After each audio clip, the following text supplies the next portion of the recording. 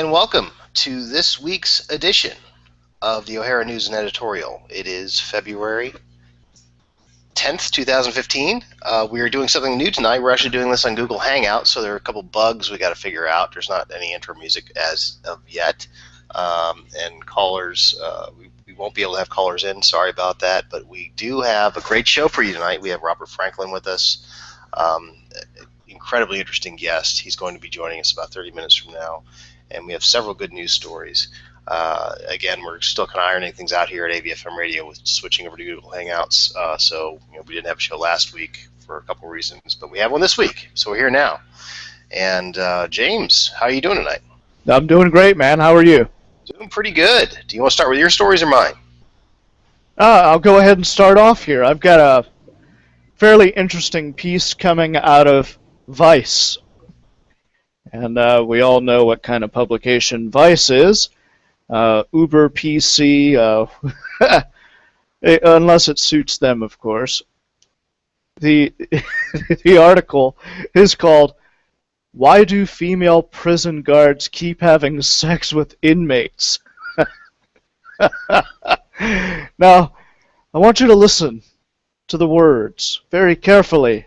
When I read this thing, pay very close attention to how Seth Ferranti puts this. As he says, as incarceration numbers have topped out in recent years, thanks to what looks like the beginning of the end of the war on drugs, women have gained a stronger foothold in the prison industry, getting jobs that, like so many others in America, have traditionally been dominated by men. But along with that progressive change has come a steady drip of lurid tales about sex between guards and inmates. Last week, Clara Jones, a guard at the St. Louis jail, was charged with 3 counts of sexual contact with an inmate, each punishable by up to 4 years in prison. You all right there, Robert? Yeah. I'm sorry, did I have my mic on? I was trying to turn it off. Oh, yeah, it was quite on. Okay, I'm sorry, Bob. I'm turning it off now. We probably shouldn't be too shocked, though. There's no rule, regulation, or state of affairs a savvy prisoner cannot subvert. All right, I just have to take a break here, and I'm going to go ahead and say this again. There is no rule, regulation, or state of affairs a savvy prisoner cannot subvert. This has been proven many times over and is confirmed when you talk to longtime inmates. I love when I see a new, young, naive female working in prison, says a convict we'll call Mac. Yeah, now, Mac has spent the better part of the last 20 years in and out of state and federal prison in his 40s, born and bred criminal who is all about what others can do for him in the here and now. I met many people like Mac during my 21 years of incarceration, sharks who prey on the vulnerable, exploiting anyone who fits the bill to their own nefarious ends. Holy cow. This author is really painting a bad picture here. It doesn't even matter if she's pretty. I mean, that helps, but all that matters is if she is game, Mac says. And by game, Mac means being down with whatever he wants the guard in question to do. Bring contraband, like tobacco, cell phones, drugs, or even have sex. It all starts out with a little flirting at mail call, or asking a guard if her office needs cleaning. Then the prisoner can start asking for little favors like being allowed to eat early, or for the guard to look something up on the internet. But how do guards let themselves get involved with their charges?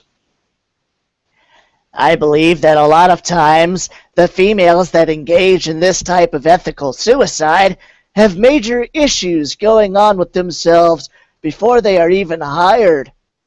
Tamara, a former corrections officer who has moved into prison administration at a Midwestern facility, tells Vice.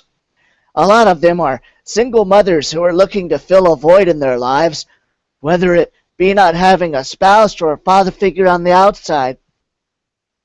And convicts like Mac know how to play right into that. Okay, so I don't even think I need to read the rest of this to sort No, of you don't.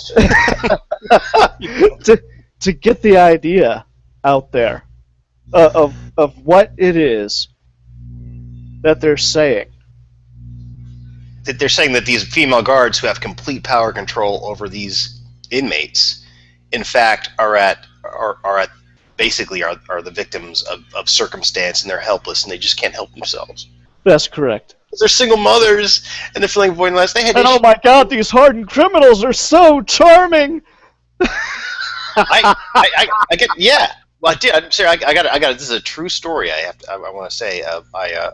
I used to do, and probably still will do, maybe this summer part time. I do a pedal cab thing in Washington D.C. on the mall. And one of the guys that does that, I'm not gonna say his name. He's an ex-con, like so many men. He was an ex-con. He was thrown in jail when he was young. Again, I don't want to go into the details, but he was in Rikers Island for 3 years. Rikers Island, not a nice place, but he had an ongoing sexual relationship with a female guard.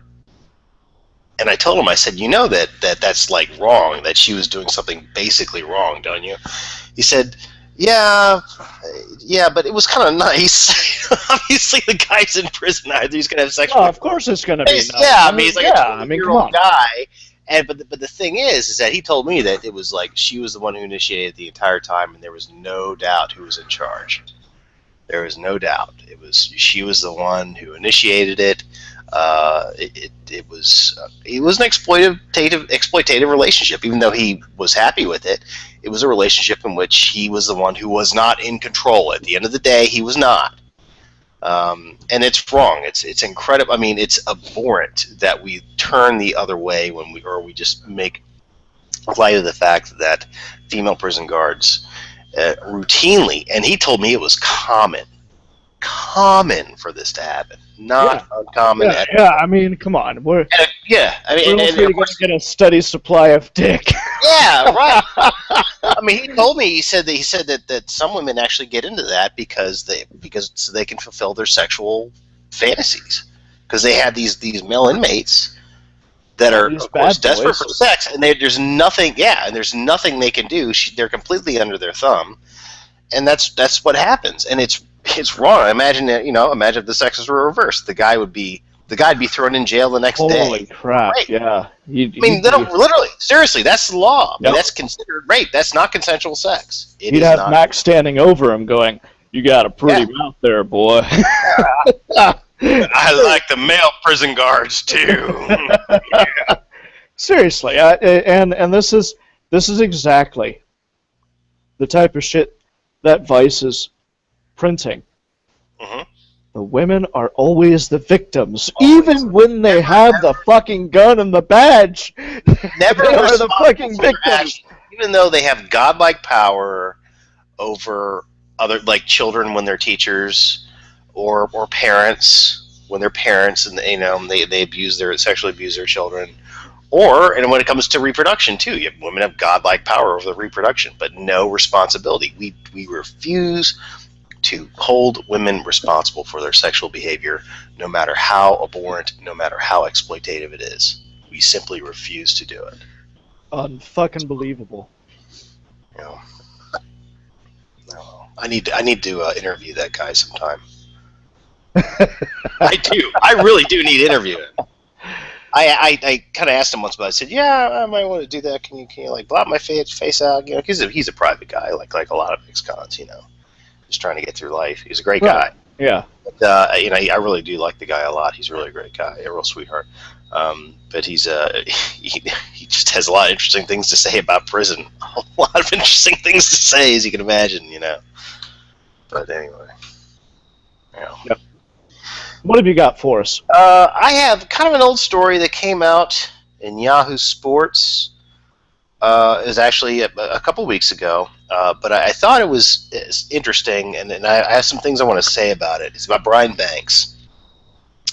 Apparently, Brian Banks is now working in NFL management, and the title of the piece is "Exonerated of Rape, Brian Banks now realizing NFL dream, dash, in a different capacity. And this story is dated January 26, written by Eric Adelson. It's been nearly half a lifetime. This isn't a very long article. I'm gonna go ahead and read it, but it's kind of interesting how this all worked out. It's been half a lifetime. Nearly half a lifetime since Pete Carroll walked up to Brian Banks at Long Beach Poly High School and said, "Hey, you can do something. You can be something." Banks was 15 years old at the time, and to him, that message seemed clear. He had a future playing football. But 2 years later, Banks became ensnared in an ordeal of injustice, anger, and heartbreak that lasted a decade. On his way to possibly playing for Carroll at USC, Banks was wrongly accused of raping a girl at his high school. But rather than facing 41 years to life in prison, if he fought the charges and lost, he pleaded guilty and was sent to prison for 5 years. "I screamed and yelled and begged for people to help," Banks said Sunday on the phone. "And even then, no one listened." Banks, now 29, was cleared and freed in May in 2012 after serving 5 years of probation, in addition to the 5 years in prison. When his accuser recanted her story, he got a trial from Carroll and the Seahawks, and then another from the Falcons. But it was too late for his original dream to come true. It was not, however, too late for Carroll to be right in his prediction. This year, Banks has found a place where important people are listening. He is working for the NFL in New York City, and even though he just started his first real job, the league might need him even more than he ever needed the league. The question Banks gets first and most often from everyone who wants to hear about his story is, quote, "Have you forgiven her?" Isn't he still upset that Juanetta Gibson, who falsely accused him of raping her in a stairwell, then stood by as Banks was sent to prison only to admit she fabricated the story after winning a $1.5 million lawsuit from the Long Beach School District? "I often think about what I've been through," Banks said. I've removed my emotion from what this girl did to me. It already happened. What am I doing now? How am I dealing with it?" A lot of what he's dealing with comes from the months he spent in juvenile hall awaiting his legal fate in California. It was there that Banks met a man named Jerome Johnson who became a mentor to him. "He opened my eyes," Banks said. "He challenged my mind in a way that had never been challenged before. I had a good upbringing, but these were things that were foreign to me. All it took was that person to introduce me to thinking who the real you is." Banks had never really thought about his identity. He was a football player, and that was enough, just like it was for most star high school athletes. Then football was taken away, and he was sent to a place where he had no real control over his future or even his safety. Okay, I'm going to continue later on. In the article, now we fast forward to what he's doing now. Skipping over a couple paragraphs. Football Sundays over the last few months have been difficult for Banks than he'd ever expected. He watched games in a control room in New York as a member of NFL's Department of Operations. If Banks saw a potentially controversial play, he summoned head of officiating Dean Blandino and asked him to take a second or third look. If Blandino needed to reach out to the officials on site, he made the call. Banks served as the eyes and ears of the league's as the eyes and ears of the league's eyes and ears. "It's awesome," he says. "I guess I would say it's new and something I've been doing. It's the game of football, and it's the love of football. It's the knowledge and understanding of it. This is my first look at corporate America." Again, I'm scrambling through. Fast forward. Banks will not be at the Super Bowl this week because there's only one game. He won't be needed to help out Blando. Instead, he'll be home to New York's working on his department's social media strategy. He'll be preparing for his wedding. Banks is newly engaged to a woman named Emmy, who he's been dating for 2 years. He calls the relationship genuine and supportive. Banks has been hired. Here we go. Getting to it right now. Banks has been hired. I know what it's like to walk. And it came during it's awesome. Okay, hold on a second. What are you doing, man? I'm going to find this place in the article that's pertinent to what I want to say because the article's longer than I thought. I'm sorry. Football Sunday. Okay. Okay. It's awesome. He said. I guess we'd find something new. I've been doing since the game of football, and it came during a very distinct and disturbing year. Here we go. The league's domestic violence crisis escalated almost as soon as Banks entered the door. He's a 29-year-old man wrongfully accused and then cleared of sexual assault, working for a league that is struggling to deal with an epidemic of sexual assault. Okay, now you can see where this is going now. I know what it's like to walk that path, he said. It's something I hope to begin talking to players about. It's difficult for Banks to speak on the subject, both because of his personal odyssey and because of whom he works for. He stressed that his thoughts are his own rather than on behalf of bosses who are paid to address the crisis every day. Personally, how I feel is if the crime is serious crime, that the person should not be able to play. If somebody has been accused of something, it may be best for the person to sit down until the truth is discovered, so as not to draw any more attention. More important to him, though, is his desire to help build a better infrastructure for players so they don't get in trouble in the first place. Banks thinks outreach should start at the Pop Warner level.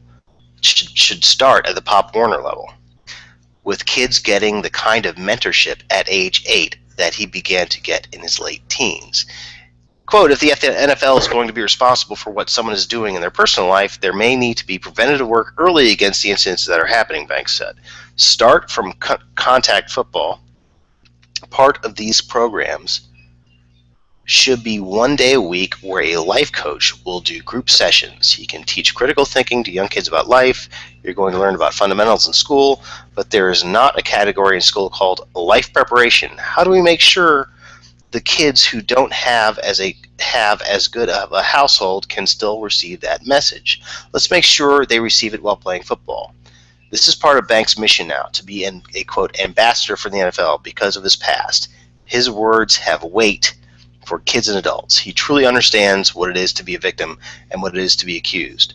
What is the definition of manhood? Banks said. How do you obtain it? What is womanhood? Define that as well. Let's talk about respect. What is the foundation of respect?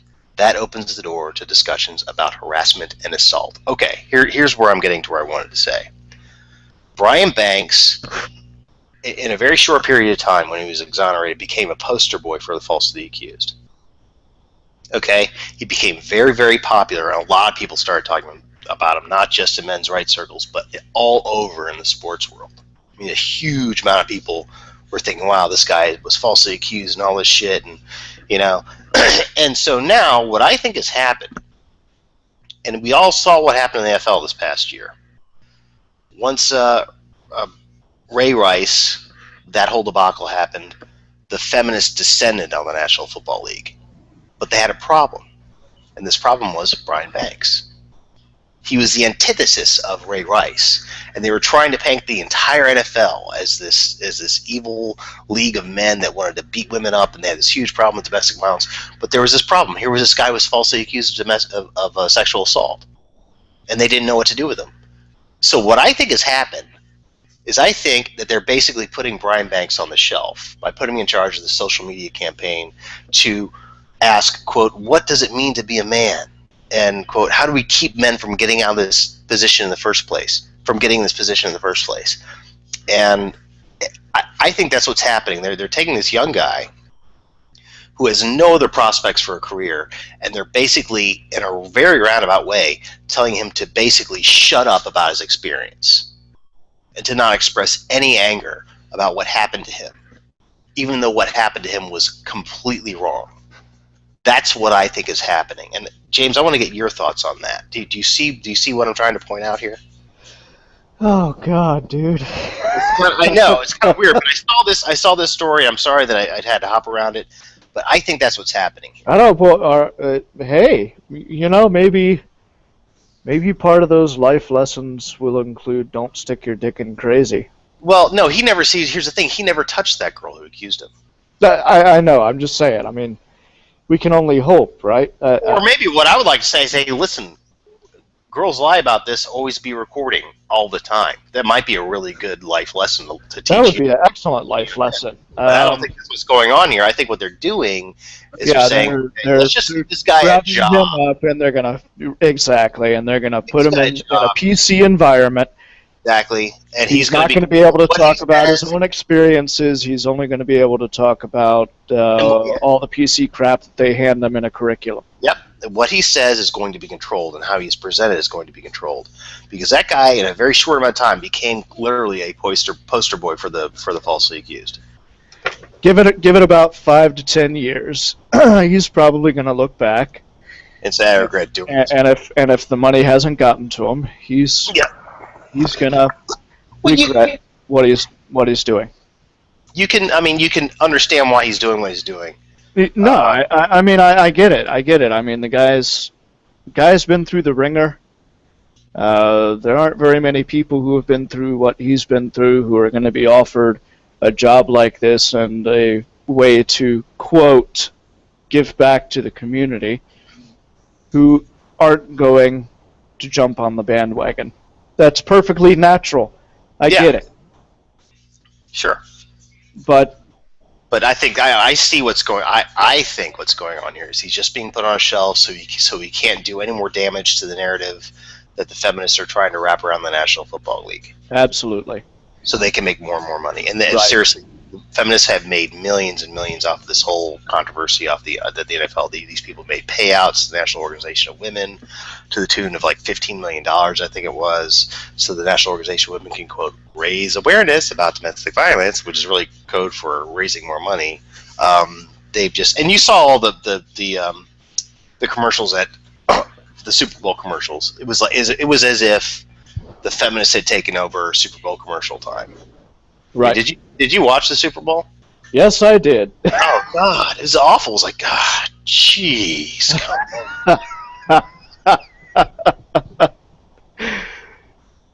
Yeah, I oh my God. It sucked. Well, first of all, I didn't care about either team, so but I don't know, whatever. I just thought I'd kick that out there. I really think something's going on. I think so too. Hey, and we'll keep an eye on it. Yes, we will. Over the next couple of years and see what happens. We're not going to hear much from Brian Banks anymore, I don't think. No, I don't think so either. No. We'll find out what happens in about 5 years.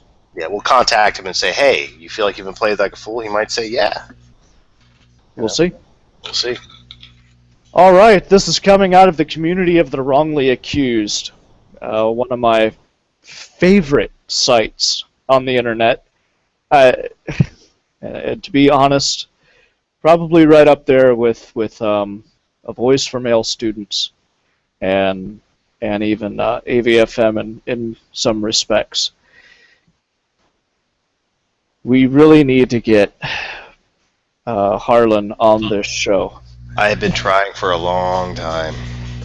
Try harder. Doesn't answer my emails. I don't know. Well, I'll see what I can do. Yeah. Community of the wrongly accused here. 5 male university students accused of sexual assault are suing the school, and you will enjoy the school's response.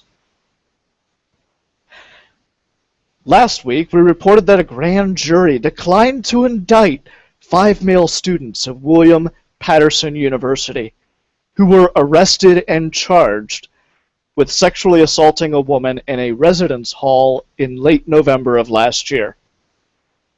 At the time the men were arrested, University President Kathleen Waldron issued a statement circulated to students and faculty that rushed to judgment and called the incident a crime and a criminal act. She added, quote, "No expression of anger or sadness on my part can alleviate the harm done to the victim, and my heart goes out to her and her family." This blog pointed out that President Waldron's rush to judgment in assuming that a rape had occurred not only unfairly tainted the 5 young minority men arrested for the alleged crime, but was a chilling echo of sentiments all too frequently expressed under the hanging trees of the Old South, where due process was deemed a luxury women could not afford when it came to black men accused of rape. Now, two of the students are suing the school, its president, and other officials for wrongdoing in connection with the incident.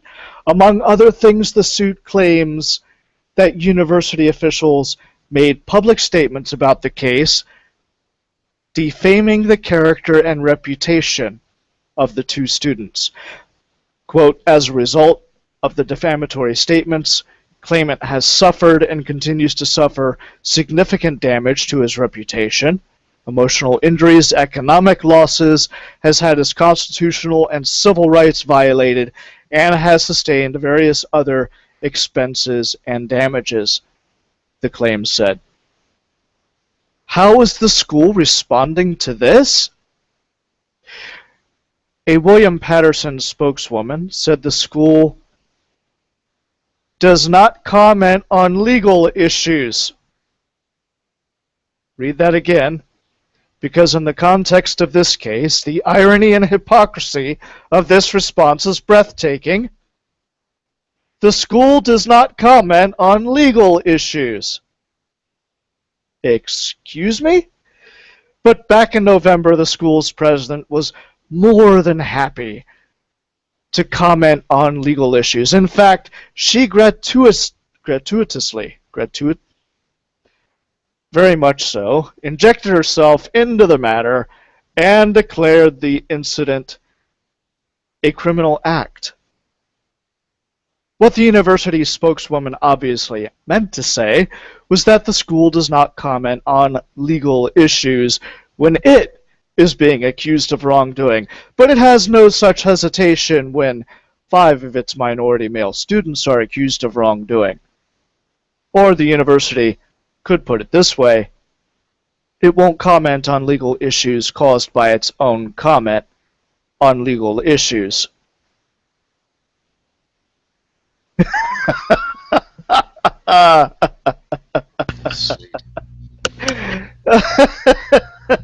Here, answer my emails. We gotta get you on the show.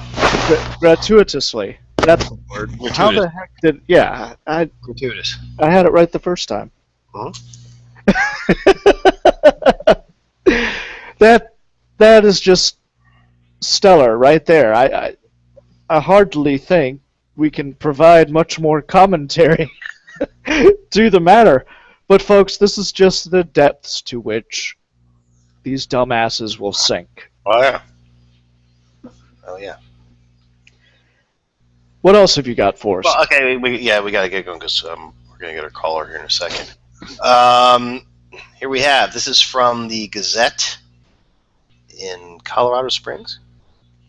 Colorado Springs Gazette about the Air Force Academy there. The article is entitled "Alcohol Redefined as a quote weapon in sexual assault cases by prosecutors and military officials." This is by Tom Rodner, and this actually came out February 1st. It's old too, but this is pretty cool, I think. The alcohol, rum, vodka, wine, and hard cider listed in last week's allegation of a sexual assault between Air Force Academy cadets is being viewed in a new way by the military and civilian prosecutors. Alcohol for years has been seen as a contributing factor in rapes and is thought to play a role in nearly half of the almost 6,000 sexual assaults reported across the Defense Department last year. But the role alcohol plays has been succinctly redefined. "It's a weapon," said Katharina Booth, Chief Trial Deputy and Chief of the Boulder District Attorney's Office Sexual Assault Unit.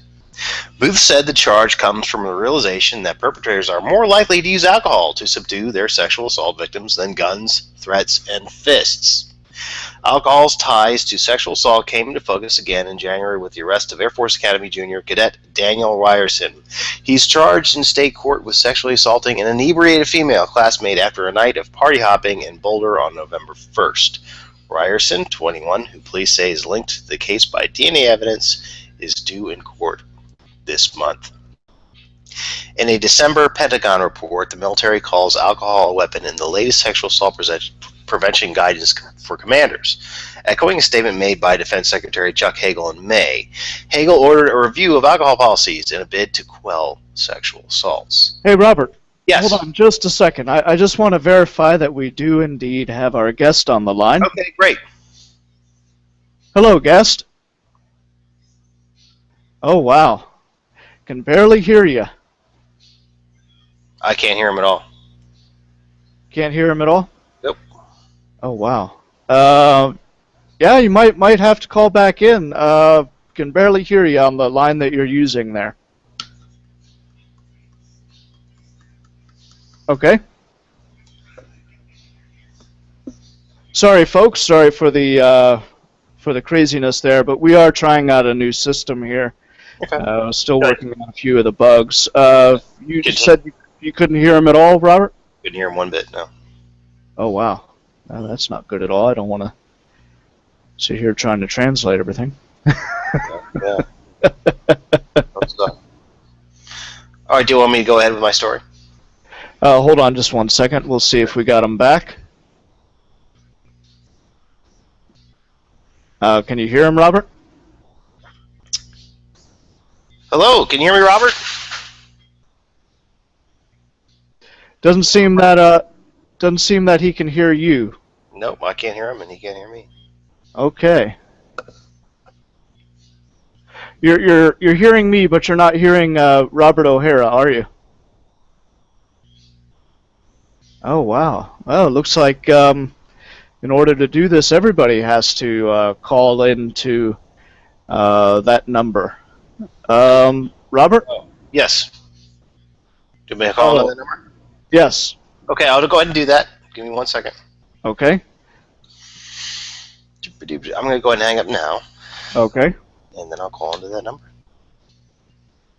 All right, Robert. The other Robert O'Hara is switching over to another number, and he will be joining us shortly. Yeah, this is James. Good to meet you too. It does sound a little bit on the soft side, but that's okay. Hopefully, my voice is coming through. All right. I can hear you just fine.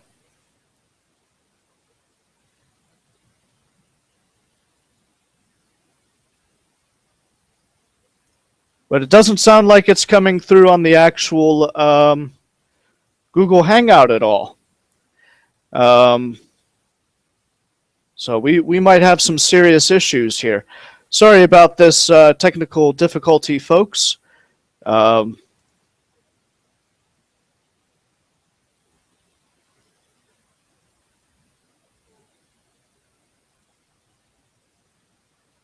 Okay, let's see if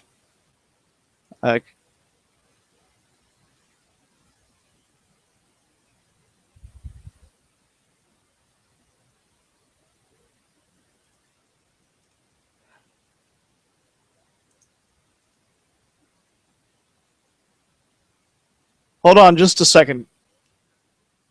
Hold on just a second, guys, because I need to see whether or not we're actually having you guys' voice broadcast out live to the rest of everybody else. Right. Right. And if not, then we might have some serious issues going on.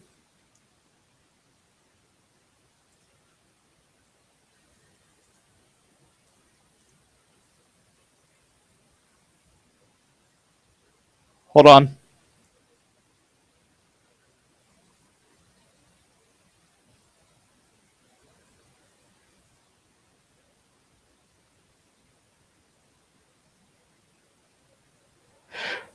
All right.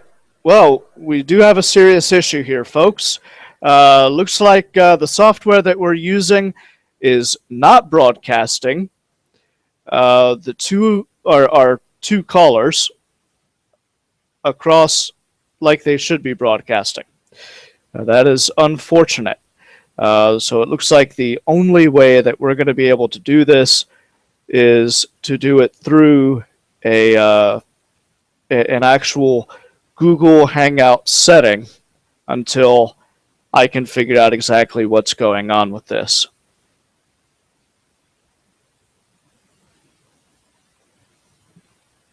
Can you two hear me?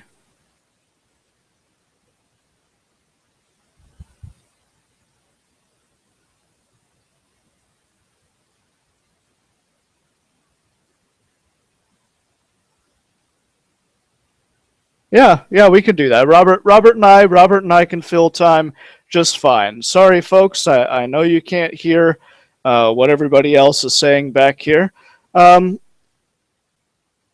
so go ahead, and if you'd like, boot it up, and Robert, throw him over the link. That's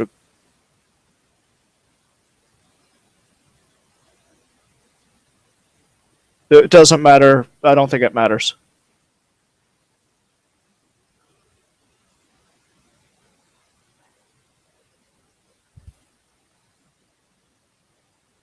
Excellent. Thank you. Robert, go ahead and join us back in Google Hangouts. All right. Sorry about that, folks. Woo! Wow. So now I know that the conferencing software, which I'm trying to implement, is not broadcasting out over YouTube with a live Google Hangout. And this is one of the many nightmares that the AVFM radio director has to live in order to bring you quality programming.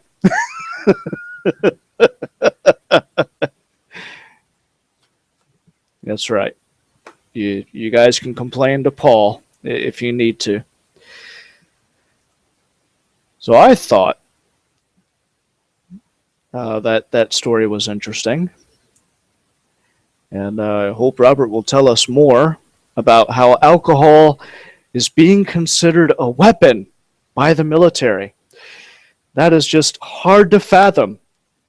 Alcohol being considered a weapon by the military.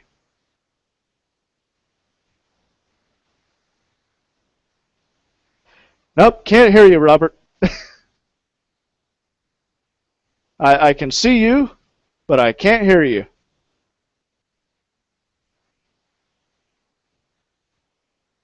Nope, still can't hear you. Keep trying something and keep talking. I'll let you know when I can hear you. So I had seen that earlier. You should be able to hear me now. I hear you now. Good. All right, I'm back. Yep, I had seen that article earlier where you were talking about how alcohol is now being considered a weapon by the military. Yeah. Now, does this mean that it's going to be sexual assault with a weapon type charges, or? Well, or that's a good question. What I think they're doing is they're just demonizing this whole idea of like that women might of their own volition drink alcohol, and then after having drank alcohol of their own volition, having sex with another human being. Oh my God! And this is something, and we saw this with the whole Marine Corps thing, the whole Naval Academy thing that happened with the two Marines and the girl that accused him. Plenty of witnesses saying that she was completely consensual in her actions. Again, I don't have all the details of what happened here. But here's the thing, what is this business that a female cadet or whatever, whomever, picks up a glass filled with some kind of alcoholic beverage and consumes it herself and then engages in a sexual act? And we say that, just because there's alcohol in her body, we say that sexual act wasn't consensual? This is insanity. How can any man defend themselves from this kind of charge? Now, obviously, if a woman is completely passed out on a bed and a guy jumps on top of her and has his way, yeah, that's no one would argue that's not rape. It is. But what if a girl does something that she would not have done had she been sober? Is that rape? I would say no. But it is, according to these people, and this is a huge problem. And people, again, the more you demonize it, it's like it just. No, I get it. It just. I mean, you try to wrap your head around the stupidity of this argument of like, okay, well, these kids are getting drunk and they do that. Of course, like in everybody, I have done things when I've done.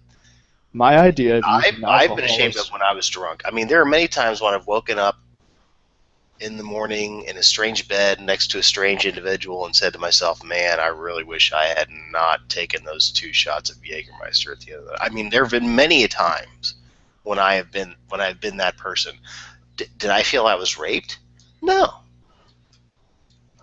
And in this story, I'm not. That's because you choose to take responsibility for your actions. Right. You're the one who decided to put the alcohol in your body. And in this article, and I don't have it in front of me, in this article they said there's a whole lot of self-blame going on here in this area.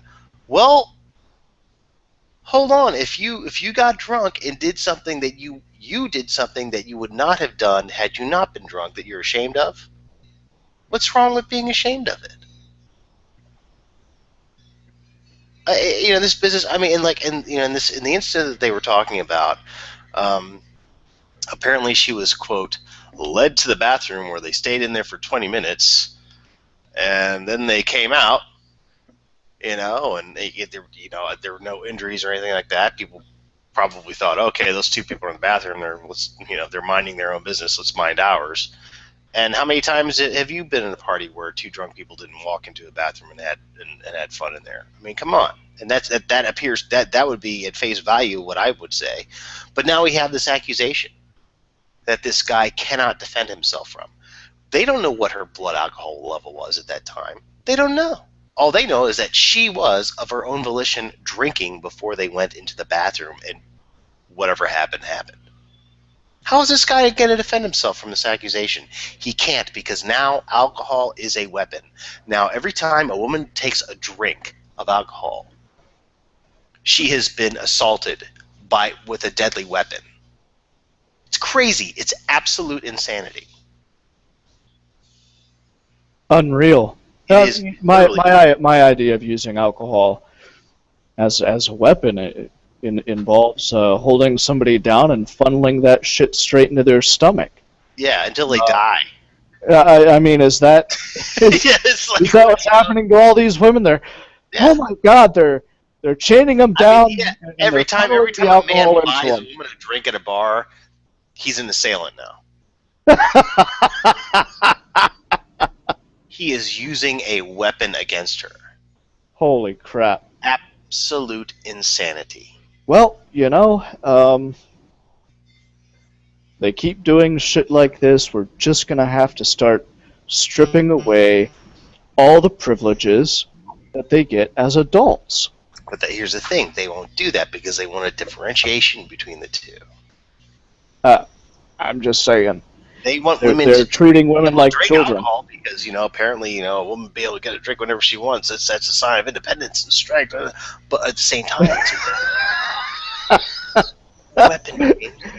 It makes them helpless. They're not responsible for anything. Lord knows those tough-ass, independent, strong women. I can go to a bar by myself, get all dolled up, and go to a bar myself and get drunk if I want to. Yeah. Yeah. Hey. I cheated on my boyfriend. It wasn't my fault. I was drunk. And you can put on a prison guard outfit and come under the effects of those charming men. Charming men behind bars who can't get out of their jail cell. Like, if they do anything you don't want them to do, you and your other male prison guards can beat the crap out of them, or throw them in solitary. those Holy charming. crap. Yeah. Well, you wonder what's so charming about these male inmates. It's because they're fucking inmates. They don't have control over their lives. They don't. Can you all Being hear so me? charming. It's just Oh, we hear you beautifully. Oh, I can hear you too. Oh, great! Very Robert good. Franklin's with us. Glad to see you again. Yeah. We should have just, Haven't seen you should since have just done this the easy way. Well, it's okay. Well, I mean, at least we can hear you and you hear. We really appreciate you coming, and we really appreciate your patience. Can you go ahead and kill your video there? If you go to the top of your Google Hangout screen, you can turn the camera on and off with one of the icons. And you want me to do that? Yes, Yeah. please. Yeah, it'll save us Okay. on some bandwidth and things like Yeah, that. yeah. Sure. Okay, well, great. Well, Well, great. Thanks for joining us, Mr. Franklin. Robert Franklin is a contributor, a major contributor to the website, the National Parents Organization, and he was an attendee and also a speaker at last year's International Conference on Men's Issues. And he's here with us today. He has risen to prominence in the fathers' rights movement. He is a marvelous writer, a great thinker, and a very impassioned supporter of fathers' rights and children's rights. And he's here with us tonight. Thanks for joining us, Mr. Franklin. It's my pleasure. Great. So there were a couple things that caught my eye in recent weeks that I wanted to chat with you about and get your further opinion on it. You wrote on both of them. One was this, it was, I'm sorry, I'm a bit out of source right now because of all these issues we have technically, but I believe it was the state of Montana, in which... North Dakota. Yeah, I'm sorry, North Dakota, yeah. In which it was, there were two things happening. First of all, there was a shared parenting initiative in the state legislature, and the State Bar Association actually gave $60,000 of its members' money to a group that was lobbying against this shared parenting initiative. And now this group is now suing the Bar Association for doing that. Correct. When did this lawsuit start? When did it take place? And what's the prognosis now? And if you could just give us a little bit of background on it for our listeners. Sure. Well, yes, there is a guy in North Dakota who named Mitch Sanderson who has this guy is a diesel mechanic, and he has basically single-handedly forced the issue of equal parenting before the voters of North Dakota. Really? He a couple of years ago, he actually got a measure passed in his county for demand that would require an equal parenting presumption on the part of county courts. The state attorney general went to court to oppose that, say that county officials cannot do in their county what state officials that they can't trump state law, and that's probably true. He was probably correct in that. Are you still there? Oh yeah, I'm still here. Go ahead, please. Yeah. Okay. But that just gives you an idea of how dedicated this guy, Mitch Sanderson, is. So. Is he a father that hasn't had access to? Yes, all of the above. The standard thing with fathers. That's true of Mitch. Well, he went a step further and got Measure 6 on the ballot in North Dakota that would have required judges to presume that equal parenting was in the best interest of children in any divorce and custody case. And as you said, as we see in state after state after state, the Bar Association didn't like that one bit. The people who are most opposed to equal parenting on family lawyers. We see this in state after state after state, and it doesn't take a great, it doesn't take a genius to figure out why their ox is being gored. Shared parenting has been shown by social science to ameliorate conflict between parents. Family lawyers take conflict between parents to the bank. They do it every day, and they're not about to roll over for a shared parenting initiative. And so the North Dakota State Bar, very much like the Nebraska State Bar before it, went on record opposing shared parenting. They went so far as to create out of whole cloth an organization. This organization did not exist 3 months before the election. 2 months before the election, it came into being. It was funded entirely by state bar dues, and its purpose was to defeat the shared parenting initiative. This is Supreme Court precedent. I had lengthy email correspondence with the executive director of the North Dakota State Bar, informing him of this fact. He ignored me completely. They went ahead and spent $70,000 to oppose this initiative.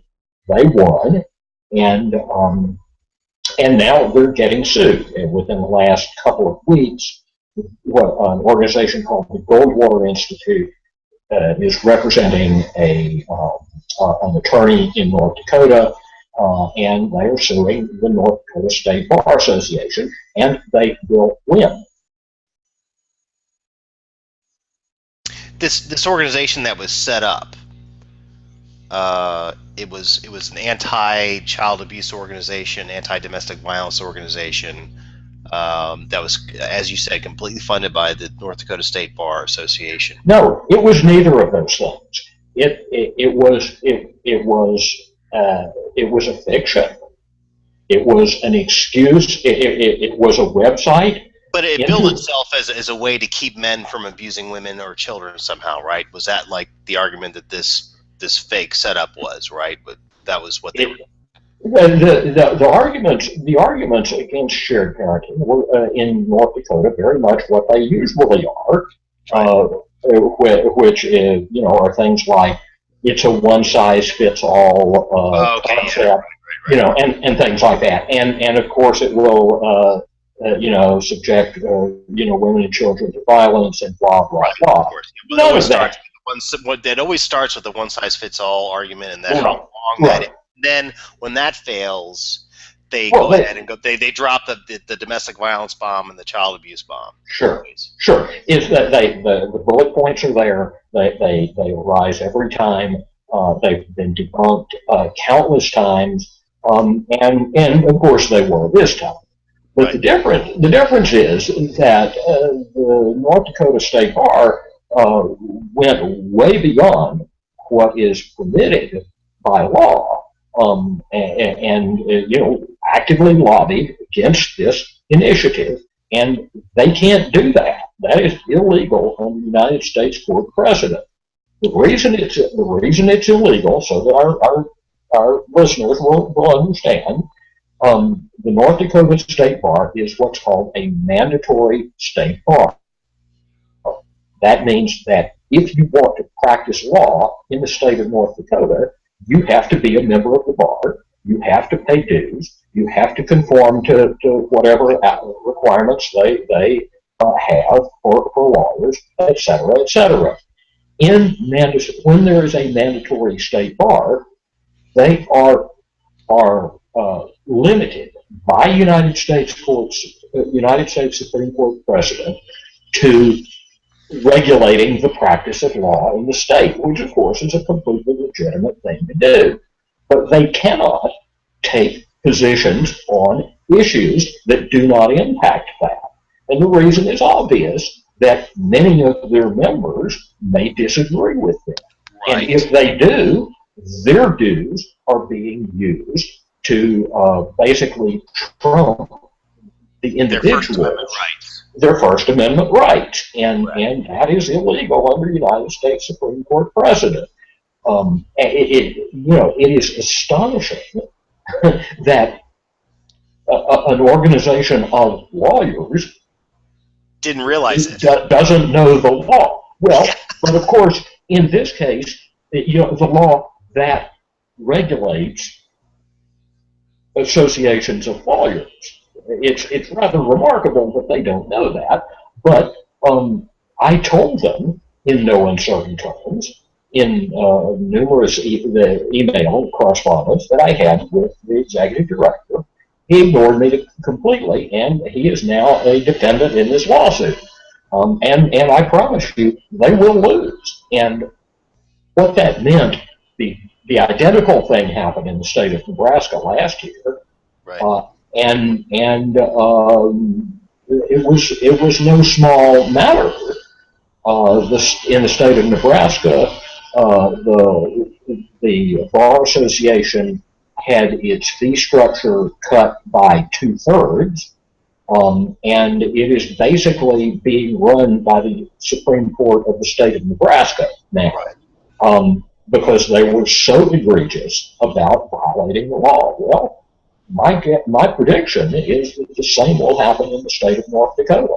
That they will, the state of the Bar Association of North Dakota will lose its ability to do anything except directly regulate the practice of law, and that dues are going to be cut substantially. That is my prediction, and I have good reason for doing so. Do you? And this is interesting. It's hard to believe that these guys in North Dakota didn't hear about what happened in I'm sorry, another statement. Or know the law. Of course. I mean, does this show how desperate they are to keep shared parenting initiatives off the books? Partly that, but it's also how arrogant they are. They are not used to having someone. They're not used to complying with the law. Quite frankly, odd as that may seem, that is true. And they are now getting acquainted with the fact. But yeah, you're right. They are quite intent on opposing shared parenting initiatives, and it is exactly this type of behavior that I believe will end up prevailing for in favor of equal parenting laws, equal parenting initiatives. Because these people are behaving so badly that they are forfeiting their moral capital. So this shared parenting initiative failed. Was Correct. it partly due to what the North Dakota Bar Association did as far as like giving money to this fake organization? What happened? Did they put ads out on the radio saying that if we do this shared, they actually put ads out on the radio saying we do this shared parenting initiative that women and children will be beaten? Did they actually do that? Yeah, they. I predicted they would do that when I saw it because we had a radio show about this. Right. They did it. They did a huge media buy. Yes. For 4 weeks before they started. 4 weeks before the election. But the press in North Dakota were very much in the pocket of the Bar Association. Yes. They are not used to getting facts about shared parenting, and so, for example, when the Bar Association started doing this, I sent emails to a couple of journalists who had written articles about, Measure 6, which was the shared parenting initiative, and I said, oh, by the way, what the Bar Association is doing is illegal, and that they're going to get in trouble for doing it. And what I got back were, thank you very much for your interest, goodbye. Right. Yes. And that tells you all you need to know. Yeah, I mean, and I've heard that I before write to, too. yeah.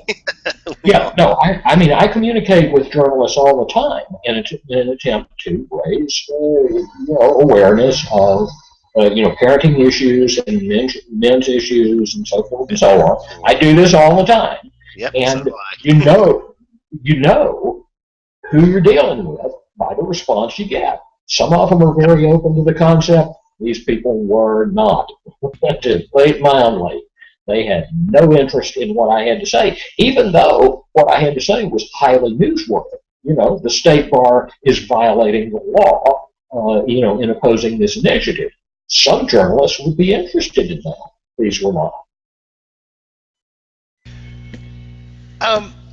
So let's talk about the secrecy of family courts. You Okay. wrote an article just I think it was last week or the week before that caught my interest, and it was the state of Montana or Nebraska, I think it was, where they Doubtless Nebraska. Nebraska, yes, where it was they had there was some sort of move to make things public, to where, like, this of course is a court of law. There should be public accountability. There should be some kind of transparency. It's Right. and like in any other, there's many instances where it's very easy, like Roe versus Wade, take for example. Just make their names anonymous. Right. You don't have to tell their real names. Sure. But for some reason they keep on saying you must have this. They justify this secrecy, this lack of public accountability, as saying that we must protect the children from this public scrutiny. When in fact there's not going to be any public scrutiny if their names remain anonymous. But it's the actions of the court that must be scrutinized by the public. But these rules do not apply to family court. Now tell us what happened recently in Nebraska. It's actually more insidious than what you're saying. One of the fascinating things about child custody cases, not only in the United States but throughout the English-speaking world, is that we only have a vague idea of what's going on. Right. Basically, no state, and in the United States, family law is a creature of states. Family law is state law, overwhelmingly. And states basically don't keep track of it. The state of Washington did Oregon did for a couple of years keep some very, very rudimentary statistics. They quit doing that. And so it was very interesting that the state of Nebraska put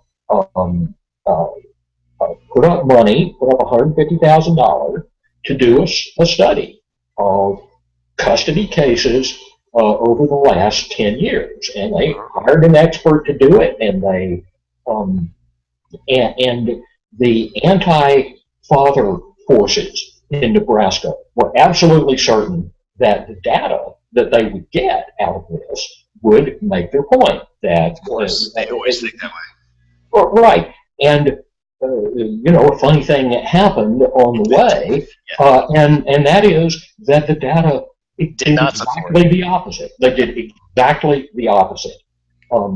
They demonstrated, number one, that mothers get custody overwhelmingly. Well, we are not surprised about that. They get primary or sole custody overwhelmingly, but all of the arguments, for example, by the domestic violence industry, that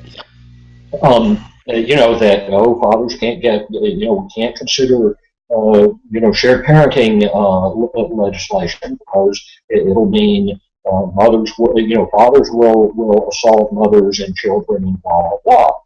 Well, the only problem with that was that the data that came out of the survey was, were that about 6% of cases was any form of child abuse or domestic abuse, even alleged, much less was found to be true. The same was true of allegations of unfit parent. That in essentially no case did that happen. not no case, but very few cases, under 10%, was that even alleged, much less found to be true. And so the upshot is that, well, so where do the anti-dad forces go now? What are they left with to oppose shared parenting? And the answer is not really anything. They don't have a leg to stand on. And so that brings us to Legislative Bill 37, if I recall the number correctly, which would simply, when any couple is getting divorced and they have a child custody issue, that they simply, when the case is over, they fill out a form and file it with the state, with the clerk of the county, saying what was the result, or who got custody, how much visitation, how much child support, blah blah blah. It's very simple. It's essentially cost-free to the state. It's a single piece of paper, and all they have to do is tabulate the data. Well, guess who opposes that? Well, the people who oppose father's rights in Nebraska don't want people to know what actually goes on. And there's a good reason for that. They're absolutely terrified that people will know the truth. There's no reason, there's no legitimate reason for them to oppose that simple, virtually cost-free legislation. But they do. These anti-father forces. First, let's discuss what is it that's going on in family court that they don't want the public to find out about it. Because I know so many people. Everybody knows. Well, I think most everybody are blissfully ignorant of what actually goes on in family court, especially when there's a contested custody battle. Right. They're completely ignorant until they go through it themselves. Right. And then when they do, they just can't believe it, and when they try to fight it, they realize what they're up against, and right. And especially if they speak out about it, and I've heard cases of this happening where someone actually speaks out about the injustices they're going through, well, then they're really screwed. They may never see their kids again. I've seen that happen. Oh, we all have. Yeah. What is it these people are trying to hide? These anti-father forces. What? Very simply, they're trying to hide the truth. They're trying to hide the fact that in the overwhelming number of cases, the issues on which they hang their hats to oppose father's rights in family courts, those issues are non-issues. They are absolutely determined that people will not know the truth. And the truth is that fathers are not violent. Fathers are not, any more than mothers are. Fathers are not child abusers any more than mothers are. And fathers are by and large dedicated to being the best parents they can be, to the extent that the courts allow them. And if that information gets out, these people are in a world of hurt. They don't, they've got nowhere to go. And in Nebraska, they have frankly painted themselves into a corner. Now, if you read the blog that I write, you will know that dissatisfied with the survey that they had done, they are now adding to that survey. There were about 400 cases that that their hand-picked expert analyzed, selected and analyzed, and that is the study that came out in January of last year. Now, dissatisfied with that, they are adding 200 cases and getting a different organization to select the cases and analyze them. So we will see what they come up with. That should happen in May, that information. But they're doing their best to frankly, rig the figures. And we'll see if they get away with it. But the answer to your question is, They're absolutely terrified of the truth because the truth defeats them. Right. Let's talk about motivation behind this. From what I've seen, and I'm sure you would agree with me, there are two motivations for them trying to conceal the truth. One is that, as we've discussed before, there's this nationwide and actually worldwide, there is this huge group of people, family lawyers, who make money out of holding children hostage against non-custodial parents. And we're not talking about a little money, we're talking about a lot of money. Right. And that's a big deal. But also there's also these people who are making money off of this also employ, as what we've seen in North Dakota, they also employ these ideological interest groups, feminists, that's what they are, who are extremely anti-father and extremely against the idea of this idea of there's a man and a woman, they fall in love, they have children together, and they live under the same roof, and that means that when it comes to actually raising a child and decision making for the child, all those things happen within the confines of that home. There's something about that really affronts these people. Which motivation do you think is bigger? Do you think it's the money or the ideological thing, or do you think that there's like a strange dance that these people do with each other? I've seen kind of the third. It's a very, I want to get your thoughts on it, because we could talk forever about this. Right. Listen, I think I don't think you can say which is the greater motivation.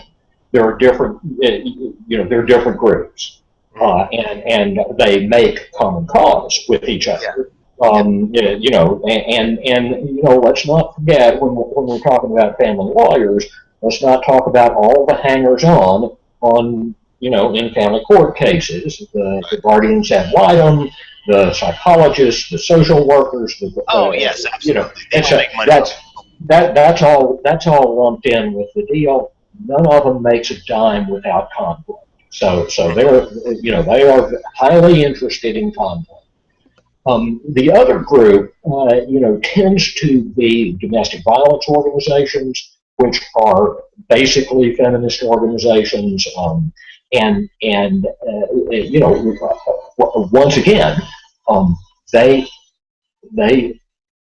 get essentially all of their money from the federal government, state governments, and private foundations, and they don't get a dime if they admit the truth. And the truth is that men and women commit domestic violence equally. The vast majority of domestic violence is not injurious, it's not repetitive, it's not, and it should not be anything that should get anyone thrown out of his house, lose his children, get a restraining order against him. It is minor stuff. They will never admit this because they live on the concepts that domestic violence is rife in our society. It's men who do it. They do it to control women. It's a scandal. It's an emergency. It's an epidemic. Without those concepts, they are lost, and they know it. One other thing. We rarely see feminist organizations as such oppose shared parenting, but they oppose and they never support it. Basically, they never show up. Right. But sometimes they do. In the North Dakota case, the American Association of University Women opposed the initiative. And so, it's one of the key things that feminists always say, feminism is about gender equality. Really? I don't mean to interrupt you, but how did the American Association of University Women, what were their talking points against this? I don't know. They put their name on the website as a support Okay, they just of this bogus organization that was set up by the North Dakota State Law. somebody made a phone call. They said that Yeah. Sure, of Okay, I course. see. I understand. No, they didn't send troops. They just But the point I want to make is that one of the all-purpose responses to feminists who claim that feminism is about gender equality is, why has no feminist organization anywhere in the world ever supported an equal parenting bill, an equal parenting initiative? Anywhere in the world, ever. And why have they, when they have taken a position on it, invariably it was in opposition? How do you get gender equality out of that? This begs the question. Yeah, no. Is feminism about gender equality? Demonstratively, it is absolutely not about gender equality. Right. Especially when it comes to those things that they and I'm sorry to get on my soapbox here for about half a minute. When it comes to the very things that feminists talk about most, reproductive rights, genital mutilation, and children or parenting rights, they are incredibly hypocritical, and it really, that hypocrisy defines them. It's very things that they say they hold so dear.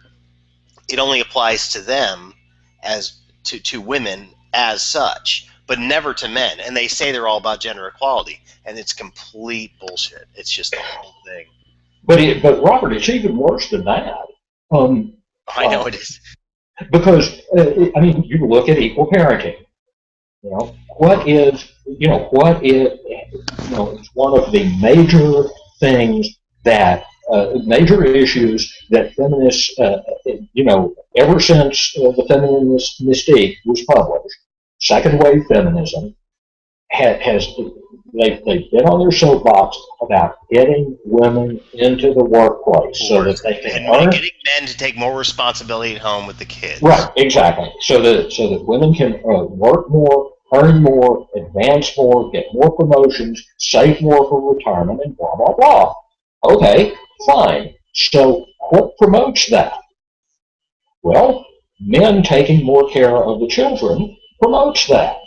Let's say you've got a divorced couple, and the woman, the mother, has 100% or 86% of the child care obligations. Does that help her to work and earn and save, or does it hinder her? Well, it's a pretty obvious answer. So the obvious thing for feminists to do is to support equal parenting laws, but they don't. So the point is that they are not only misandric, they're not only opposed to fathers, they're opposed to mothers too, on their own terms, which is, we want women to earn more and work more, earn more, and save more.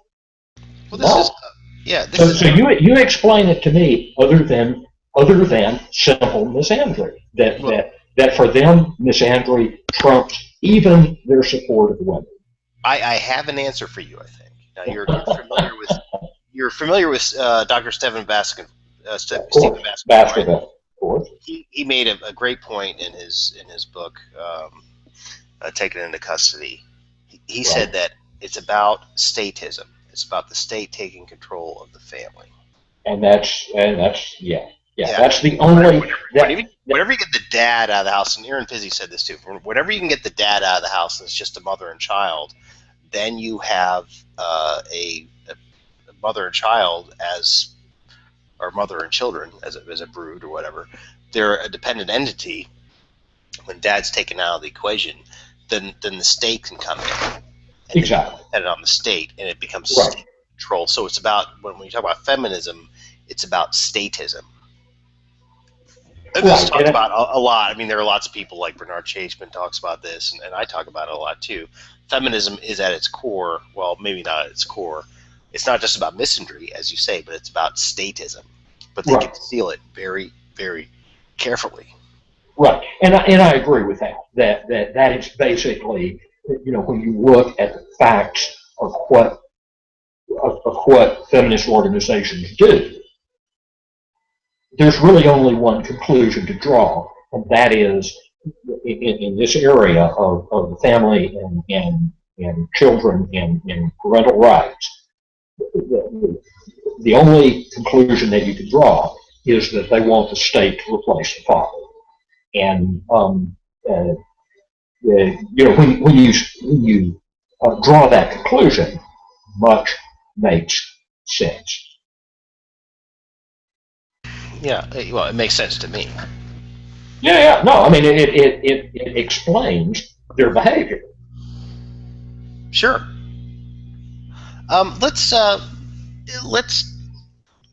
Let's talk about some other things besides simple custody issues. Let's talk about things like parental alienation, which you've right about. And again, this is another one of those tools. Well, I say tool. I'm not going to say that. It's another one of those things you see happen often. Right. And it's one of those things that is actually actively enabled by our family legal system. Actively enabled, not just passively enabled, but actively enabled Very by much so. our legal system. It's so easy for a woman to make an unsubstantiated claim to a court saying, so-and-so abused my son, this and that, terrible thing, and then get custody. But then beyond that, they engage in what can only be described as abusive behavior, relational aggression. It is. But it's incredibly abusive. You're telling this child that half of their DNA contribution is evil or whatever, and or doesn't love you, or it doesn't love you, and they actively suppress the child's ability to reach out to the other parent and suppress the other parent's ability to reach out to their child. It's really one of the worst things you can do to children. I know adult survivors of this type of abuse, and it's heartbreaking what it does to their lives. There was this one girl I knew, and I kind of want to share this anecdote just as a setup for this topic of discussion. Sure. Her mother engaged in this behavior. It was a bad divorce, and eventually, and it was so bad that eventually her father, unfortunately, but this happens all too often, her father just gave up and started another life and started another family because there was literally nothing he could do about it. Legally, socially, there's nothing he could do about it. So he literally had to break ties with his own daughter because there was nothing else he could do. And she acknowledged this. She said that she didn't really blame him for doing this because what happens with all children is they grow up, they become adults, self-actuating adults that can make decisions on their own, make judgments on their own, and they realize how messed up the alienating parent is, and that's what happened with her. And in her mid-20s, she decided to reach out to her child. I'm sorry, she decided to reach out to her father, and she was no longer a child; she was an adult. She said, "Listen, I know what happened. And I just want to get to know you because I never got a chance. I know that my mom poisoned our relationship, and that's what happened. And I just want to get to know you." And this guy said, "Listen, I've developed this entire other life, and I had to emotionally disconnect myself from my past because it was so painful, and I don't think I can relate to you as a daughter." And this was a while ago, and I don't know what the outcome was, but I told her to keep on trying. But that just shows how far the extent is to the damage that can be done by this. And this is so well documented by so many different psychologists and so many researchers that this actually happens. Right. Well, it depending on the age of the child, it can be far worse than that. Consider a very young child, say 3 years old, who really doesn't, grasp the difference between, what is real and what is not. Yeah, right. Okay, so mommy and daddy split up, and mommy starts to tell the child that daddy is a bad person, that daddy is an abuser, that daddy hurts mommy, and daddy hurts the child, and daddy doesn't love the child, and so forth and so on. Typical parental alienation. But then when the child does get to visit with daddy, daddy is in fact loving. Daddy does care. Daddy doesn't hurt the child, etc., etc.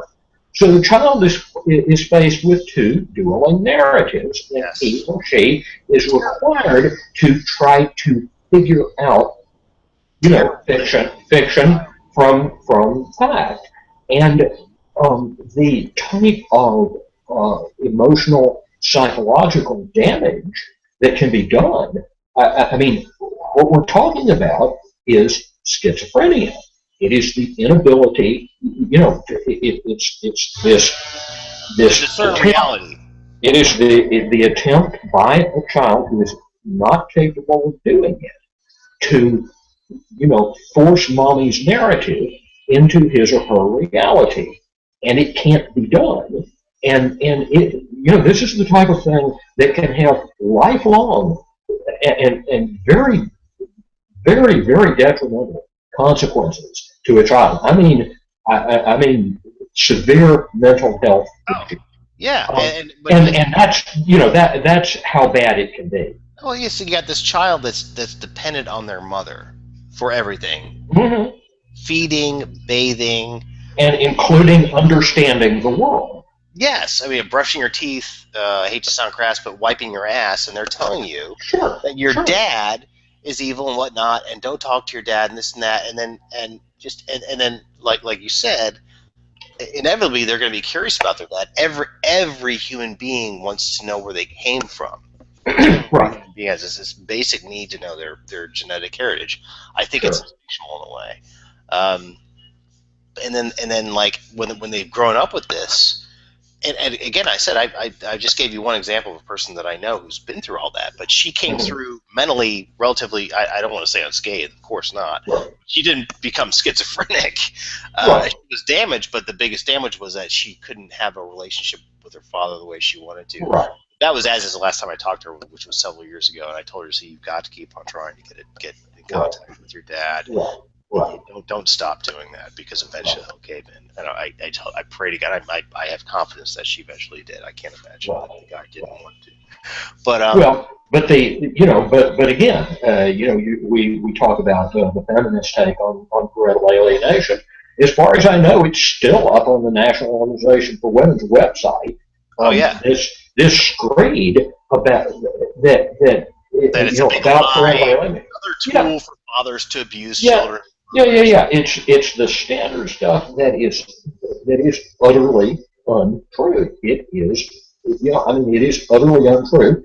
And again, it is utterly anti-woman, because the fact is, men are fathers are just as capable of engaging in that type of behavior, that parental alienation behavior, as women are.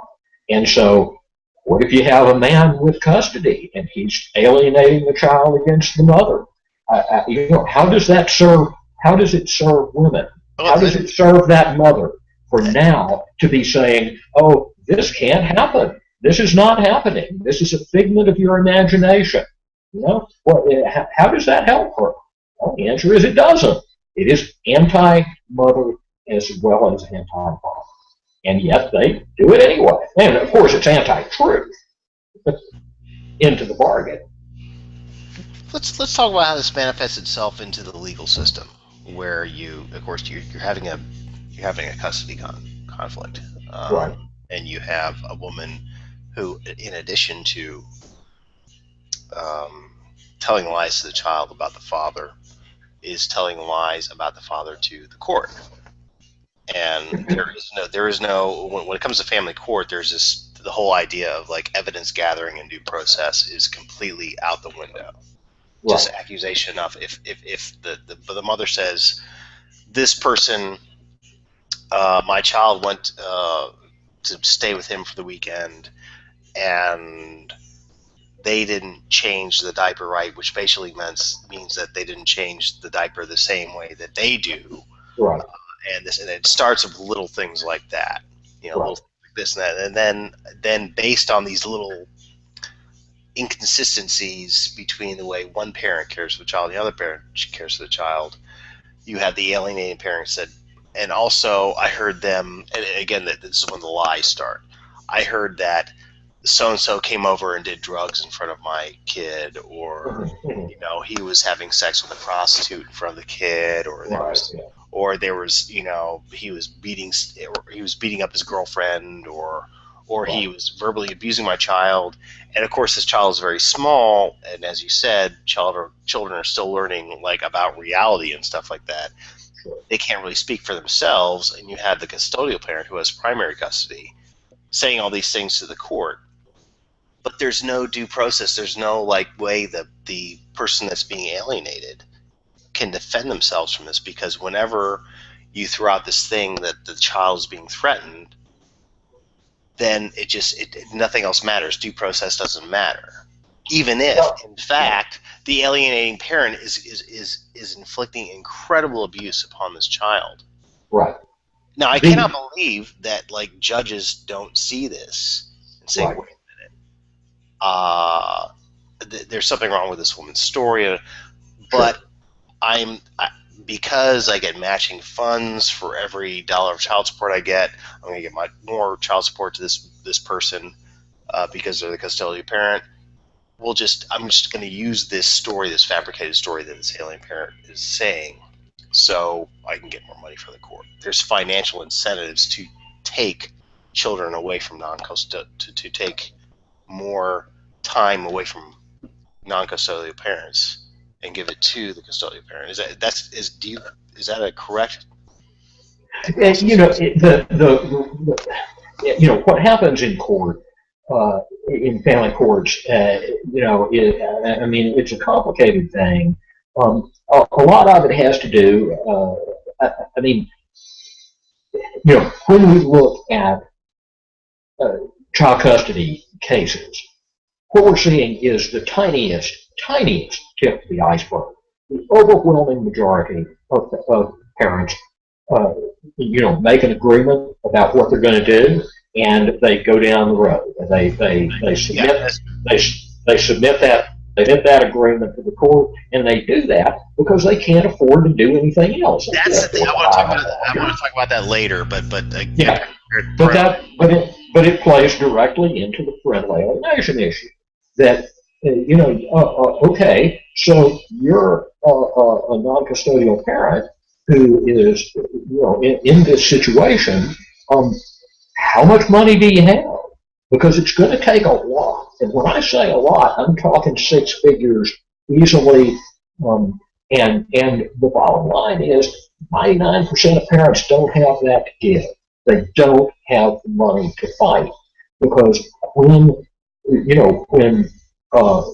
one parent goes into court and says, the mother is trying to alienate the child, the invariable answer is the child doesn't want to be with the father because the father was abusive. Okay, so now you get to disprove that. And what that means is you get to hire a psychologist or a social worker or a guardian ad litem or all of the above. And friend, you better hire the right one, because if you don't, you're screwed. And that's the thing. And it's the person that's being accused that has to absorb that cost. Right. And you fundamentally unfair. Fundamentally messed up. And as you say, as you said, you have to prove all this to a judge who is, the last thing on the planet that guy wants, that family court judge wants when he goes up for re-election next time is, oh yeah, you sent a child back to an abuser who then killed the child. Great, good job. You're out of a job. So do you have any someone actually kill a child, someone that the mother accused? But I mean, the point is, the judges are terrified of that. Plus, they have, so they're going to protect that child at all costs, and so there's that. There's also the fact that the judge doesn't have unlimited time. He can't, pay close attention to every case that comes before. They don't do it. They can't do it. And so, and that judge is probably has a basic pro-mother bias anyway. And so you get all these factors, and the bottom line is it's real difficult to bring a case of parental alienation for a judge and win. The cases that I read in which that has succeeded will blow your mind at how much effort went into it.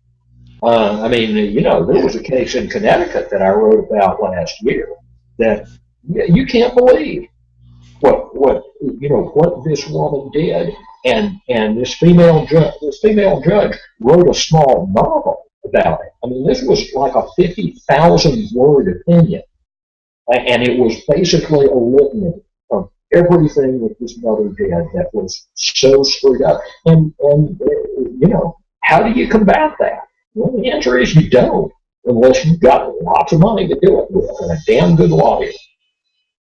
This is something that I hear all the time. I'm going to expand on the subject here. I hear this all the time, that when men's rights activists and fathers' rights activists pull out the statistics that women are given custody 95% of the time in whenever there's a custody dispute, they say right off the bat automatically, well, that's only in cases where the custody is disputed. Right. 85% are not disputed. That means that men really don't care about seeing their kids. They say this every single time. And like the average cost of just contesting, just wanting shared care parenting as a father, on average will cost you tens of thousands of dollars, which most men don't have. But if it's contested, she makes a false accusation or just wants to make it difficult, then you're starting to get in the six figures there. And they never say this in the press. They never say just how to act against. The whole thing is against fathers. They never say it. Right. Well, the whole, the anti-father people, are not honest, and this is a prime example of that.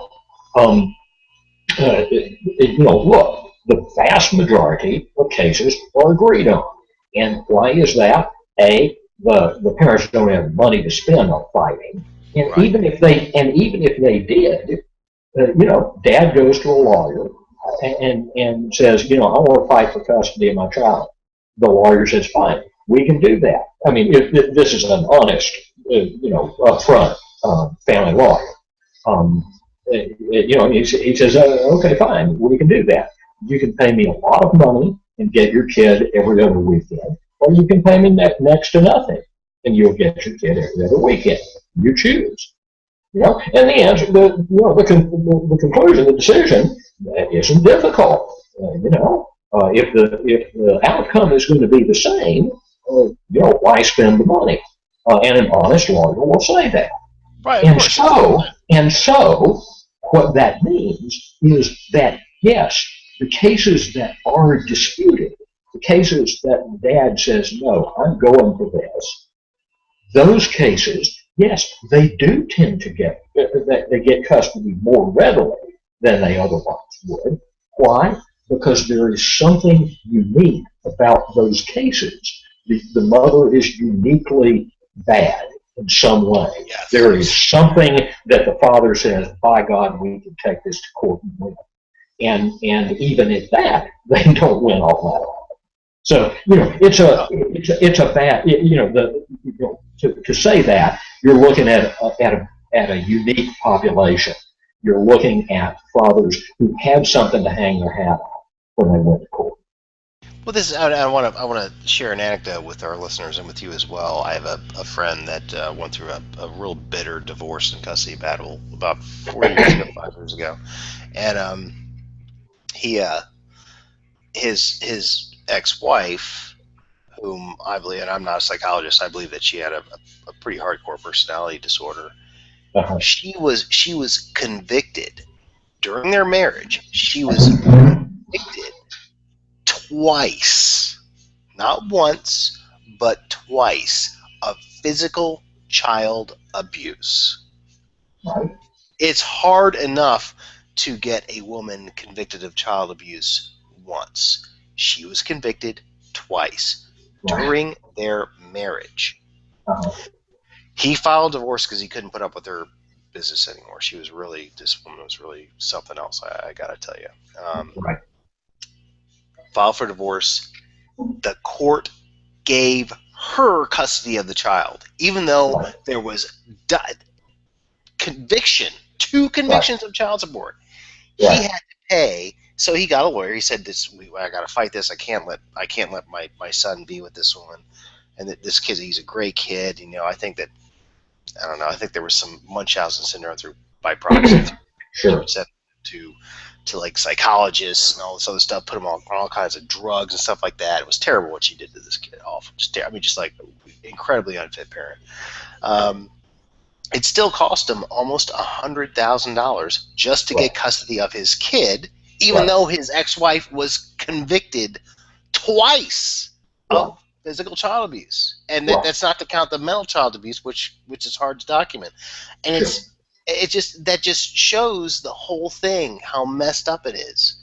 If there is accused of any kind of child abuse, he's never going to see his kid again. Never. Right. Oh, absolutely. And there. Look, I hate to tell everybody that there is a pro-mother, anti-father bias in family courts. There are even studies, small studies, admittedly, but studies in which judges admitted it. And again, anecdotally, I have written about a case up in Michigan in which, the guy, he and his wife decided, okay, when they had a kid, they were both working. When they had a kid, they got together and said, okay, she makes more than he does, and so she's going to be the worker and earner. He's going to be the stay-at-home parent. That was their decision. They went down that road. He was a great dad. The kid was a great kid. And, they were going to revisit the deal when the little boy started first grade. Well, she revisited it all right. When the child started at first grade, she cleaned out their bank account and left town, got a job elsewhere, and filed for custody. Okay, you reverse the roles. Who gets custody? Well, mom gets custody every time. Well, mom got custody this time too, despite the fact that she was playing the role. Not the primary care. Not the primary care. What happened was, as soon as the kid did not need supervision all the time, and she could send him off to school every day, and she didn't need that. She said, okay, I can take my kid, I can get rid of this guy, and maybe he'll give me child support. And just to put the cherry on top, when they went to court, the judge, just basically, he said on the record, well, gee, I guess I'm going to have to stop. Basically, I've never run into this before. This deal of dad is the stay-at-home parent, and I guess I'll have to stop giving mothers custody as a matter of course. Those were his words on the transcript. And of course, as one friend of mine pointed out, he said that he's going to have to stop doing that, just not this time. Right. Even though he was totally within his powers to do it. Absolutely, of course. And you tell me that that's not bias or prejudice. It's absolutely. The judge admitted it during his ruling. Yeah, can't be anything else. Anyway, so yeah, you have that. Okay. Okay. So let's talk about. I'm going to try to see if we can expand more, so we can get as much out of you as we possibly can. Talk about because we only got about another 10 minutes less. Okay. So are you okay? Can you stick around for another 10, 15 minutes? I'm absolutely fine. Wonderful. Let's talk about. We've talked about parental alienation. We've talked about secrecy of courts. We've talked about. Let's talk about judicial training. Yeah, let's. This is a big deal because we hear about this a lot, and this is actually a real thing. There are advocacy groups that train judges to make decisions in a certain way. Absolutely. And there's actually laws that say this certainly applies to domestic violence, well documented with domestic violence. Right. Sure. But when it comes to child custody, it's kind of it varies widely from state to state. Right. But typically, it's like, who's the quote primary caregiver. Yeah. And then we have the tender years doctrine, in which supposedly even up to the age of 7 or 8 years old, the child is still breastfeeding and needs his mom. Yeah. And so this gives judges the ability to give custody to the mother, irregardless of any other factors that say that might not be the best thing, or whatever. And again, as we were saying before, just to get your kid any more than 1 day out of every 5 can be a feat for most fathers after a divorce or a dissolution of the relationship. Right. Let's talk about these judicial training thing. Which we hear this all the time, and it seems just that word itself, where that phrase, judicial training, it seems incredibly unconstitutional to me that you would train judges to make certain decisions based on the values of other people. It seems to me the entire idea of a judiciary is that you have this completely independent thinker that is immune from public opinion or voting, someone who's impartial, but we have to train them to make a decision a certain way.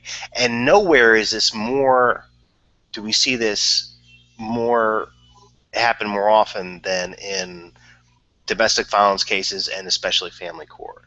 Right. Well, I have nothing against training judges, because frankly, they need it. But we need to train them correctly. Correctly, not incorrectly. Which right. Is it's an absolutely amazing thing.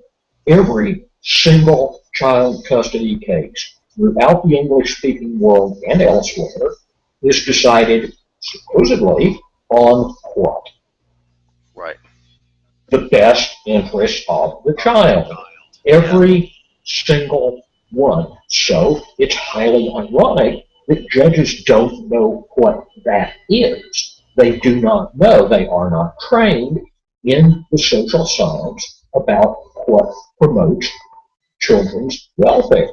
Because what we know, the state of social science now is that substantial parenting, close to equal, 35% of the time at least, children need both parents. And what, that was unclear what I just said.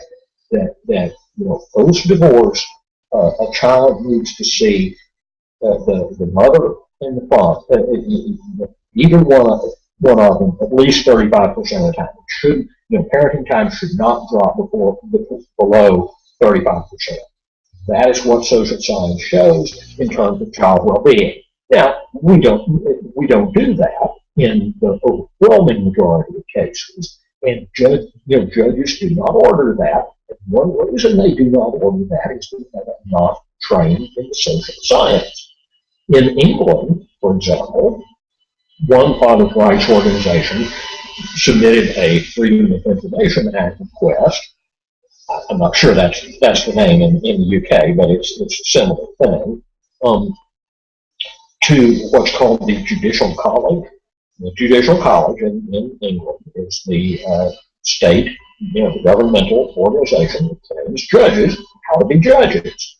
And so this father's rights organization sent a request for all the studies, the data that they have supporting they use to train judges the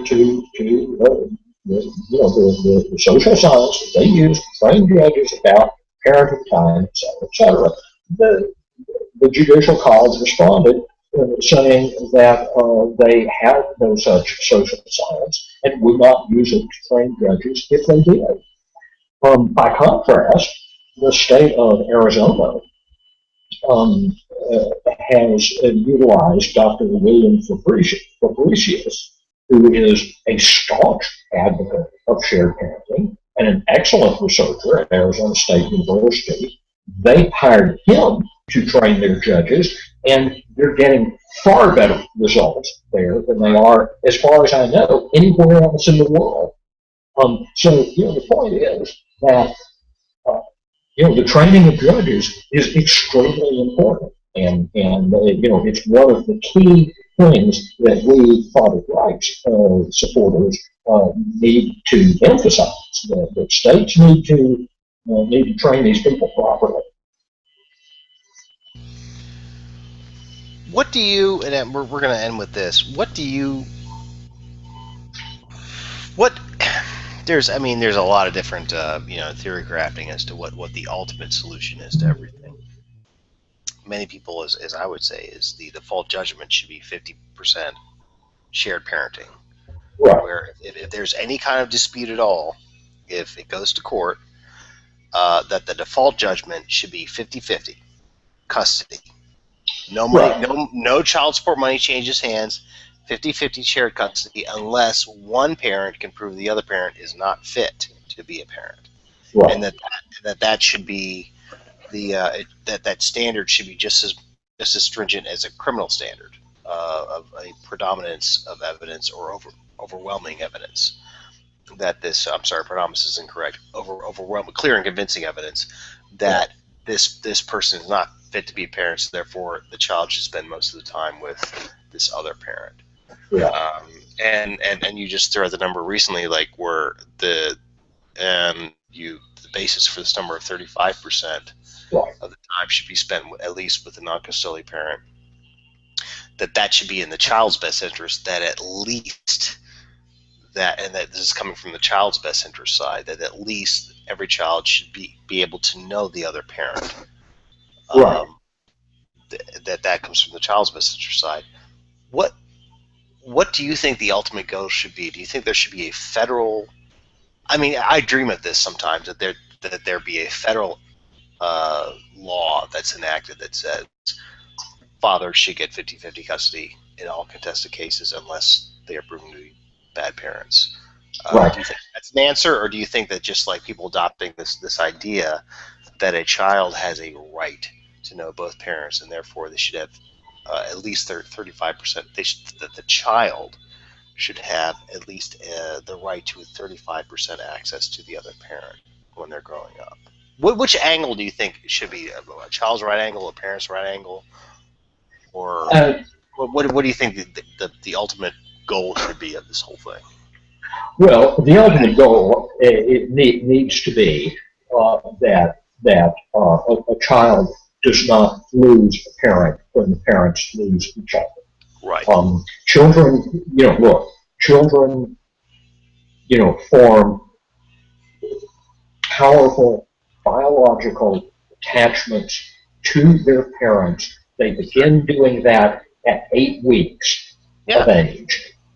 The attachment between a child and its parents is as powerful and necessary and important as anything in the world.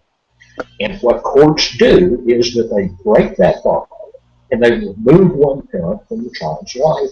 That is traumatic for children, and it is essentially per se not in their best interest.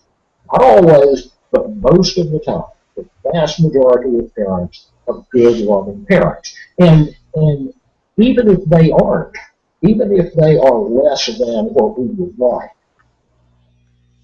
the damage is done when you take that parent out of that child's life.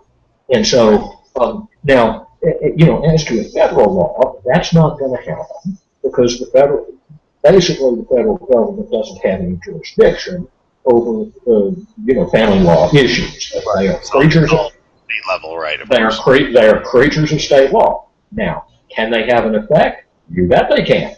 What if they were to say, such and such a state doesn't get child support funds unless they adopt equal parenting.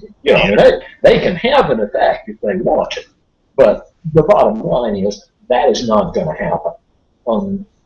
It's going to be a state-by-state basis, and what we are learning in Nebraska is that simply making the fact-based and rational argument to the state legislature doesn't work very well. But hitting the anti-father organizations where they hurt does. And that's what's happening at the Nebraska State Bar at this point, and it can happen in many different states.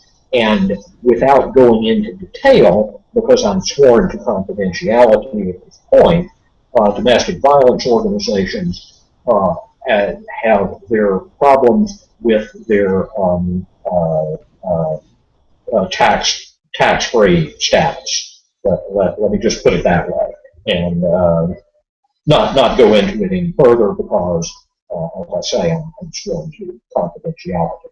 But when those two sets of organizations start feeling that kind of heat, I think we're going to see some real movement toward shared parenting. That's really incredible. And on that note, I just do want to ask you one more question. Okay. Future battleground points or battleground locations. Where do you see what's going to happen in the next? Where do you see the next big battles taking place as state? I see shared parenting initiatives in Illinois. I talked to a guy about that a few months ago. Tried to get him on the show, couldn't do it. There were some other guys in other states, and so we see these things on a very local level. This is very grassroots, very grassroots. Listen, where do you see the big? When I started doing this in 1998, which is amazingly enough 17 years ago now, there was nothing going on. It was very, very, very limited. Today, the difference is astonishing in the number of local, grassroots, state level, organizations that are all fighting the same fight in the same way. And I can't predict where the big success is going to be next, because there are frankly too many organizations doing too much good work for me to guess. But the point I want to leave the listeners with is that the difference between now and when I started this in 1998 is the difference between night and day. There's so much more awareness, so much more activism, so much more going on. Well, what do you think was the turning point for that? Because I quoted in our show introduction when we posted it. I can't answer the question. I don't know. But what I do know is that there is. I can't describe how much more is going on now. I think it's a combination of factors. I think that women are working more now than they used to, and that fathers are really beginning to realize that, hey, being a hands-on dad is a perfectly legitimate thing to do, and the awareness of children's welfare. The children need both their parents, and there is no substitute for that. What the turning point is, I don't know, but what I do know is that it's happening. Well, I have my own theory about that. I kind of like to close the show with what I think about that. I think you said something during the conference last year that I thought was very pertinent. You said that the biggest thing you can do is show up for the fight. Right. And you were one of the handful of people who early on showed up for the fight, and when you do that, people follow, and I think that yeah. Doing that. And I'm amazed, just on, when you read something, online, and there's a comment thread, I'm amazed at how powerful, our side is. Oh yeah. And that too, and that's not just about parenting issues; it's about all sorts of different issues, as you know. And we're not going backwards here. We're not. This is a forward movement, and it's going to continue. And yeah, a lot of people are just showing up, man. They're just showing up. A lot of people are showing up. And that makes all the difference, I think. Just It like sure does. saying something and like engaging in something. I think Well, that's to go back to our first topic, which was North Dakota and Mitch Sanderson. Let's remember, Mitch Sanderson is a diesel mechanic, and he is moving heaven and earth in an entire state. And by God, if he can do it, we can. yeah. Yeah, he's just a dedicated guy. That's all he is. He's just a dedicated guy. All right. Well, with that, I think we should end our show because it's now getting upon 11 o'clock my time, 10 o'clock your time. James, you still there? James. Yes, I am. Yes, I am here. Great. You woke him up. Oh, no, I was just muted, folks. That's cool. So, again, Mr. Robert Franklin, thank you so much for joining us. Definitely like to have you on the show again sometime. Maybe have an interview with you sometime off the show. Okay. And thank you so much for all your work. You're one of these people in the men's rights movement that I really, really admire and that I point to as someone who's really, really made a difference. Because I said this during the conference, I really get burned up when people say that men's rights activists are do-nothings and we don't make a difference. We do. We make a huge difference. Yeah. Well, thank you for the kind words. Thank you for having me on, and let me know the next time you need me. Great. I might do that soon. Okay, good. Talk to you later. Great. Talk to you later. James, let's take us out. All right, everyone. We're going to go ahead and end this show, and remember, take the red pill.